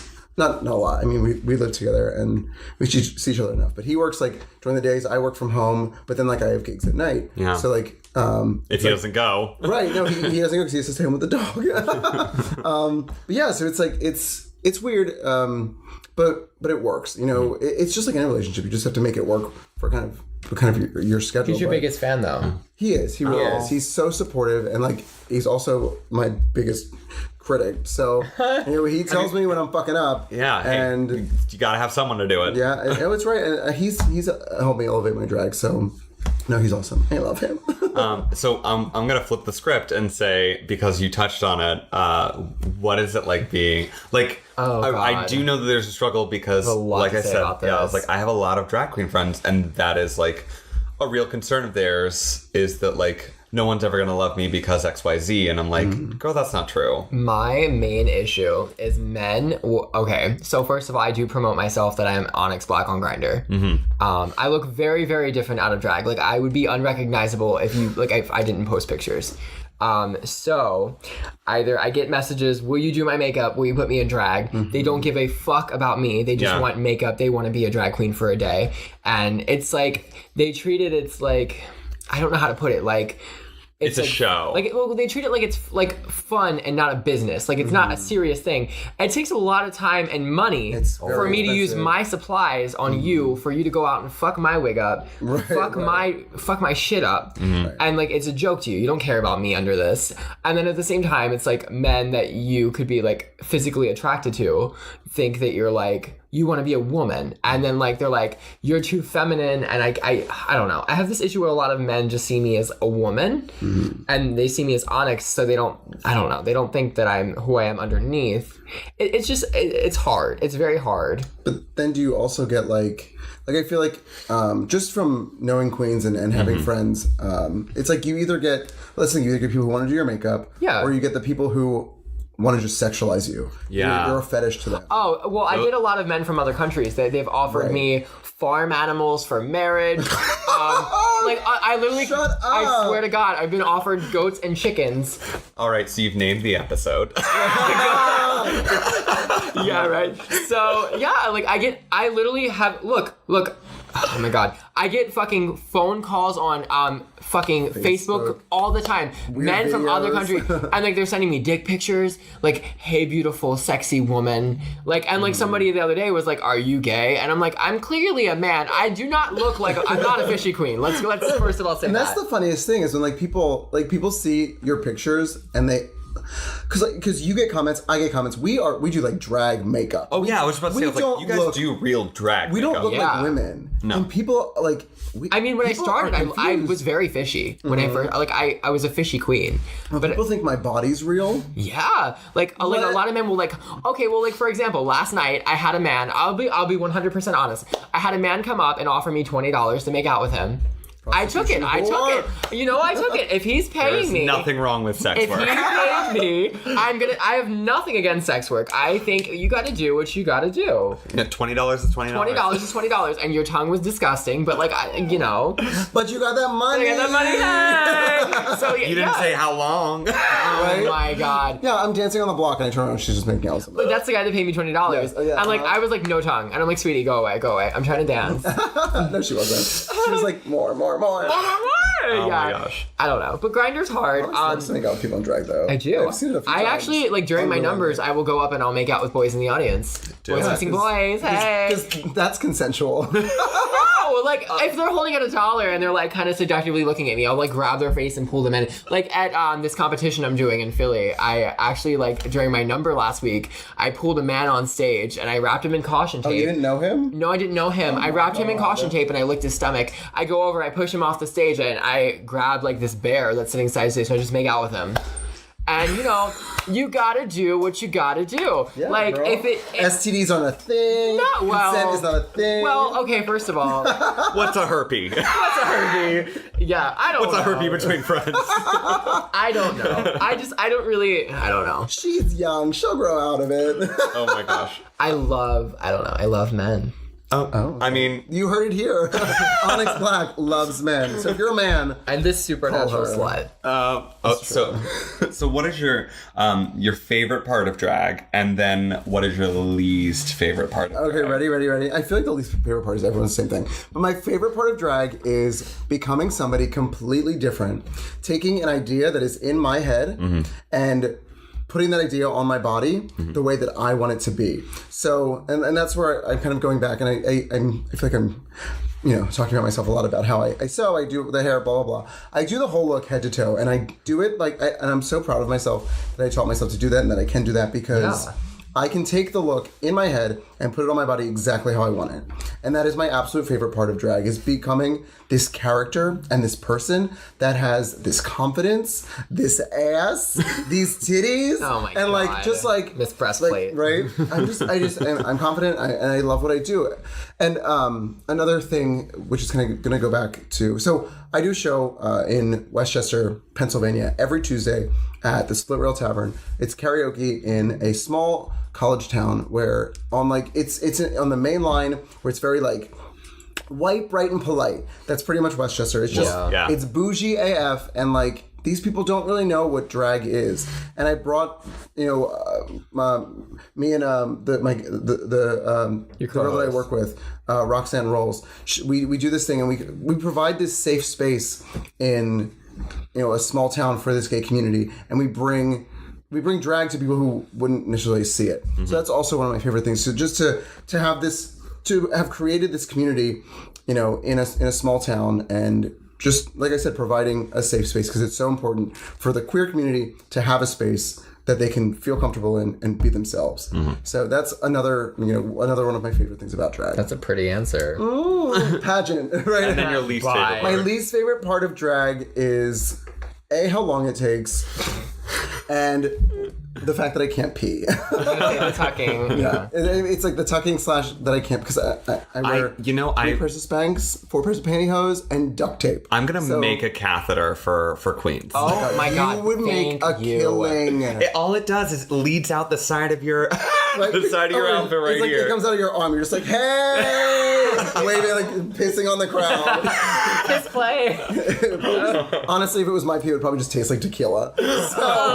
God. And then Onyx, how favorite and least favorite part? Favorite and least favorite. Okay, so my favorite is definitely the confidence thing.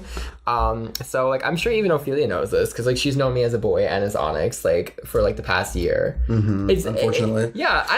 Drag gave me a lot of confidence that I didn't have. And I don't know, I just like how creative I get to be, regardless what people say, looking at Ophelia. I don't know. I really enjoy the makeup aspect of it the most. I love makeup. And your makeup's stunning. Thank you. The makeup skills between these two is amazing. Thank you.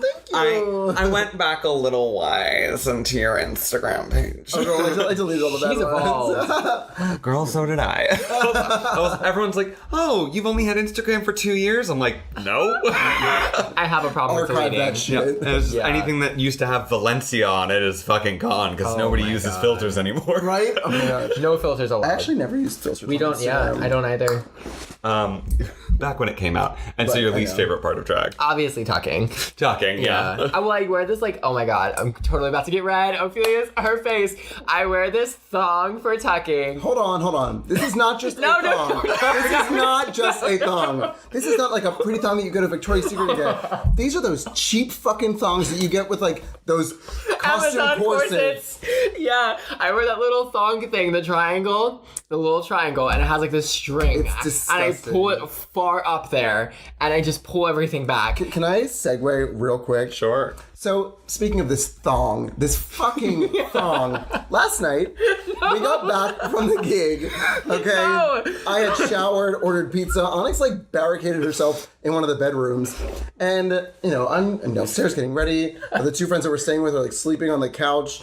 I got us a pizza. I was waiting for that to come. I'm like, where the fuck is Onyx? I was like, what is she doing? She's being very quiet. And mind you, I'm out of drag, showered, in my pajamas. I open the door, and this bitch is on the ground, just almost rocking, and just trying to get her tights off. And I'm like, how you've been in here for literally 45 minutes trying to take your tights off. I'm great at getting in drag, horrible at taking it off. I go in, I'm like, girl, let me. She goes, no, I can do it. She goes, go away. And I went away. I closed the door and I went away. I go back up maybe 10 minutes later, still trying to take the tights off. Like, did not make any progress. I'm like, fuck this, I'm doing it. She goes, no, I didn't do it. I take. I was also very, very drunk. Yeah, we could say drunk. I take the top pair off. I take the next pair off. So then all that's left is the last pair and that fucking thong. And this bitch, she's like legs in the air, and I was like, oh, that's a ball. That's a testicle. And I was like, already saw the nudes. Now I saw a testicle. This is not what I signed up for. We got very close. We slept in the same bed together. Barricaded with a pillow between us. Yeah, but I finally got that. She finally got that last pair of tights off by herself. And then I was in the shower for an hour and a half. Literally for so long. Hey, you got it done though. Oh my gosh. Thanks, Mom. But that thong. All I saw was the fucking triangle and a nut. Oh my god. So it was I popped my tuck when I made out with that boy for $20. Also, this is probably going to be the least professional segue in history, because we're going from talking about a triangle thong and a testicle into our culture topic for the week. I love it. The triangles, it works, right? Yeah, oh yeah. So this week our gay history topic is actually going to be the pink triangle. So like really switching gears. So sorry for laughing for the last hour and a half, right. But we are going to be talking about the pink triangle, and a lot of people, you actually came in, so Onyx was not aware of the pink triangle, right? No, and that's okay. No, I mean, like, I honestly didn't know about it until I was told about it. So, like, don't feel bad. Well, thank you. Yeah, I was like, honestly, like, that's the whole reason behind this podcast. I don't know what the fuck I'm doing with gay culture. No, and you know what? Like, when I first started listening, like, this is huge because a lot of people, and not to, like, read you guys, but, like, the younger queens, the younger gay community, like, really don't know a lot about the history. And I don't even know a lot about the history because I suppressed my gayness for so long. Right. Anything that was remotely gay, I ran from. Mm-hmm. So like I think this is so important, you know, for people to know about and you know, just for gay culture to kind of stay alive. Yeah. You know, and our history. What's a Tony? What's it, Tony? Who's Tony? We'll get on Tony's one week. But so the pink triangle, I actually learned this when I was in college, and they were like, we want to do a pink triangle room. And I was like, what is so special about a pink triangle? And they were like, well, we've reclaimed the pink triangle because it's now a safe space. The reason that we had to reclaim the pink triangle is because originally it was used by Nazi Germany as a concentration camp badge to signify that somebody was a homosexual. I do remember, like, this is not in the Wikipedia page. Like, read me all you want for for being on Wikipedia for this, but like, I do remember we were reading books about Nazi Germany, and like one of the things that stuck with me for such a long time, and one of the reasons like terrified me to come out, was because one, I was in Georgia, and two, one of the things that they used to do to gay people in concentration camps, they had these they were called spiked brooms, and they literally were like, they were regular broomsticks, and they had a little mechanism that all you had to do was push up, and it would literally let out spikes at the end of the broomstick. And so they would the like SS would bend over suspected homosexuals, ram this broomstick up their ass, and then click the button. And a lot of them would die of like sepsis, which is when your fecal matter gets into your bloodstream, or they would bleed out, or they would literally like turn this until their insides were wrecked. And like that's one of the most like visual things I remember from high school, was just like them talking about how the treatment of homosexuals in Nazi Germany. Mm-hmm. So, so Jewish prisoners were had to wear the Star of David, which was typically 2 triangles superimposed as a yellow star.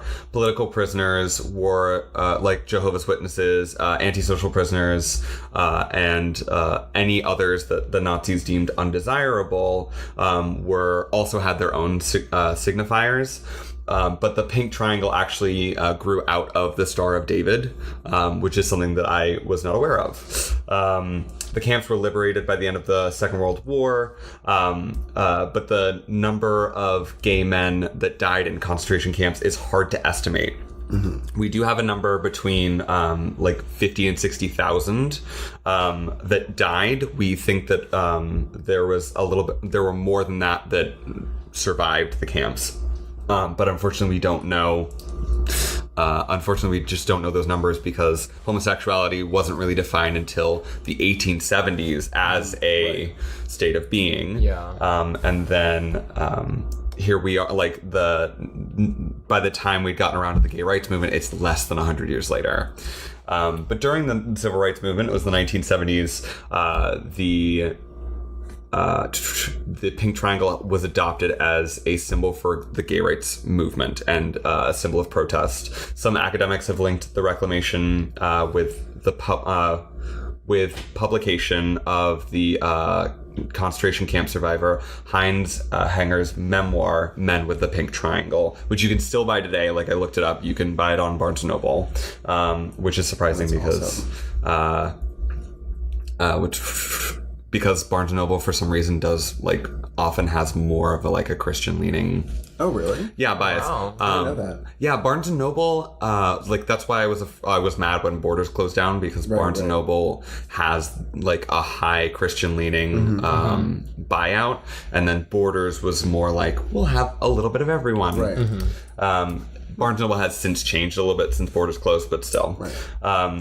But in Rocky Horror Picture Show from 1975, the pansexual transvestite character, Dr. Frank N. Furter, who I played for Halloween, wears the pink triangle in one of his outfits as an homage. He does. Yeah. I would have never clocked that. Yeah, so it's an homage to not only the gay rights movement that was happening at the time, but the name too. Yeah. Oh, well. It's so good that we are recording this because this kind of hits home with me because I am Jewish and gay. So I actually went and saw the play Cabaret, and I had never seen. I don't want to spoil the ending, but it was really it hit me so hard that because I never really thought about it. As a Jew, I'm just kind of yes, the Holocaust was terrible and it completely sucks. And then you think about it I'm a Jew and I'm a gay man. Mm-hmm. So it's just the ultimate outcast. It's just so much. And kind of taking that back, it's we never kind of got rid of the Jewish star. It's always been a symbol that we've kept. But taking back this triangle, I think is so important. Mm-hmm. It's taking that place of such fear and hate and really putting it positive. I can't remember who said it. I almost want to say that it was Bill Maher, which hurts me a little bit because I like watching his show, but he does every once in a while he'll say something that I'm like, for real? Right. How could you be ignorant about this? Right. But there was they were talking about the difference between gay and lesbian and queer, and he was just well, when I grew up, queer was a bad thing, and the woman who's on the show is yes, but people are trying to take queer back, and he was just what the fuck does it mean? And he's are you for real? Oh, actually, I think it might have been Andy Cohen on Bill Maher's show. But he was just why would they want to reclaim that? That meant something so bad. Right. And it's kind of the same thing. It's empowering. Yeah, it's I love when the vagina monologues. Yes. Great example of this. Mm-hmm. They're I can say pussy to describe my own vagina because I fucking want to. Yeah. I can say cunt to describe my own vagina because I want to. Right. I can describe myself as queer because I want to. Mm-hmm. You don't get that privilege. Yes. And that's the big difference here is I don't want you to put anything on me clothing, but if I want to put a pink triangle on my clothing, if I want to get a pink triangle pin, if I want to be in a safe space and call it the pink triangle room, that's on me. Yes. Yeah. And so I think like that's kind of what we're looking at in queer culture right now. Very is important. like people are recognizing the difference between derogatory like words like faggot. Like some people, I do know some people who are trying to take that word back, and I'm not there yet. No, me either. Me either. That's like, it's gonna be a hard one. It's gonna be a little bit more different. Yeah. But Somebody screamed that shit at us on the streets last night. We were waiting for our Uber. Right. Yeah, she called me the T word. oh Yeah. no, thank you. I don't use that. Sorry. Nor do no. Yeah. Yeah. There's only one person I've ever met who describes herself that way, and like. Hey, if like I said, I was like, that's a word you can use, but that's not a word I'm going to use. No, yeah, same girl.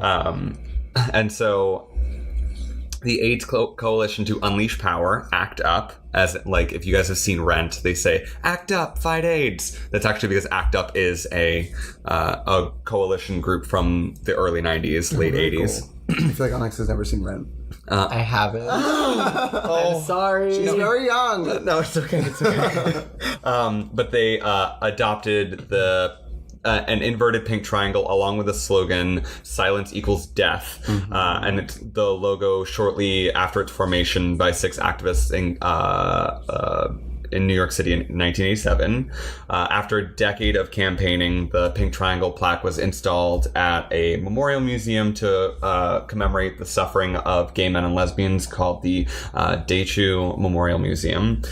In 2001, Robert Rudolph Davis rented a storefront boutique at 616 North Downey Drive. Doctor. Work doctor. Can you tell I'm reading? In West Hollywood, California, for the sole purpose of displaying his collection of 61 LGBT community armbands that he acquired years earlier from a doctor who had gone to the concentration camps when they were being liberated. And so literally the armbands are all just from the uniforms of gay men and women who were kept at the concentration camps. And the doctor wanted to share them with the world. After the passing of the doctor, 60 years later, his estate was auctioned off, and the armbands were part of a sealed chest that was purchased by Davis, the man who decided to display them. The Los Angeles Times did an exclusive story on it, and the tribute remained on display until January 20th of 2002. In 2011, that man died, and he was... In 2011, Rudolph Brazda died of 98. He was the last known homosexual Holocaust survivor. Wow. So not too long ago. In 2015, the Pink Triangle was included in the Legacy Walk, which is an outdoor public display in Chicago, Illinois, where which celebrates LGBT peoples. And then also, sorry. It said something about Twin Peaks, and I was like, oh my god, Twin Peaks. It's talking about San Francisco. But the Pink Panthers movement is a militant activist group out of Denver, Colorado, that adopted the Pink Triangle and clawed panther print logo, which originated from the original Pink Panthers patrol from the New York City group, which was out of the 80s. They were a play on the Black Panthers, and also the comic hero. Yes. But that's essentially everything we have on the history of the Pink Triangle, which, by the way, is not a whole lot. No, it's not. But I had the opportunity to speak to a friend of mine who started the Pink Triangle Room at Valdosta State University, Chad Freeman. He's going to be on the podcast in a couple weeks. Can't wait. He's now a professor, and he helps students with LGBT issues as well. I'm excited to hear that. Yeah. That interview. So I just thought that I was like, I think this is important, and a lot of people don't even know that we have this symbol because the rainbow is the thing that everyone knows. Yeah. No, it is so important. It's good to kind of get this message out there. We're wearing pink tonight, so we'll have to draw some pink triangles under our eyes. And our DoubleOSexy logo actually uses a pink triangle. It's not inverted.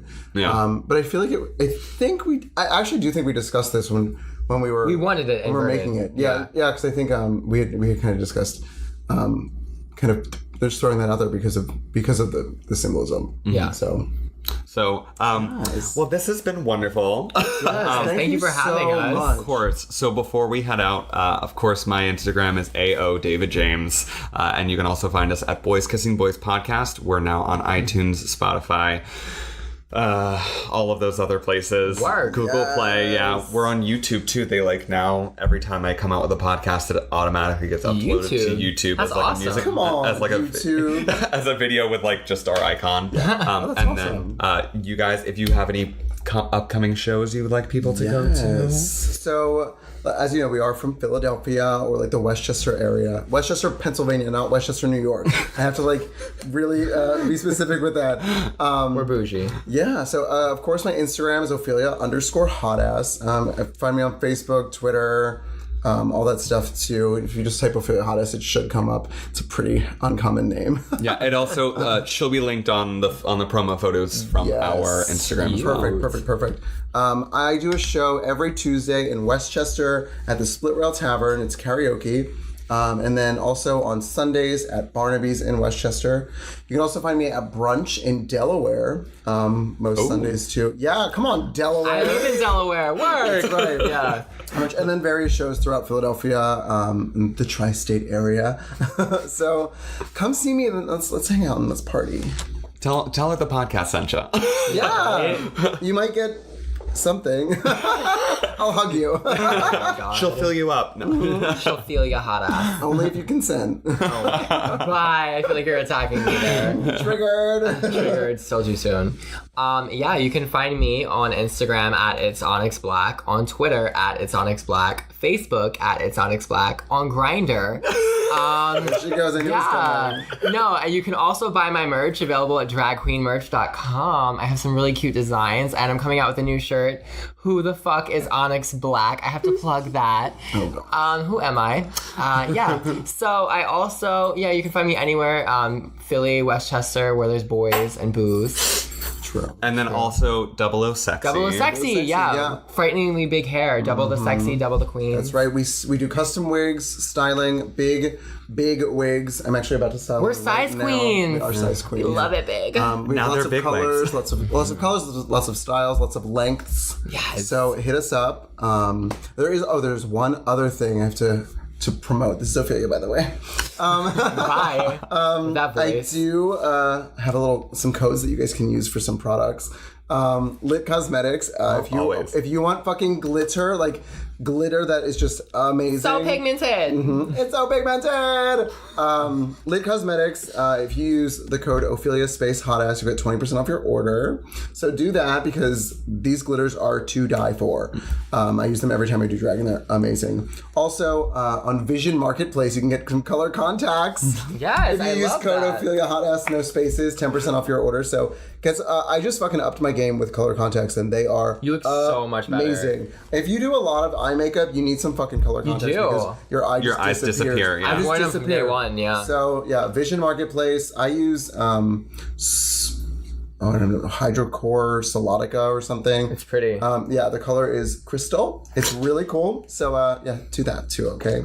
So it's been lovely talking to the both of you. This is you. amazing. I can't wait to see their show. Promo pics will be out tonight. So they're performing at Candy Bar tonight. Yes. And Jocks. Oh, that'll be She's booked. that'll be fun. And so just remember, everyone go out, find someone they love, and kiss them always with consent. Always. I love that he says that Be after nice me. to people. Oh no, that's our tagline. Always Oh kiss my someone. God. Always kiss someone you love, but with consent. I love it. Bye. Bye.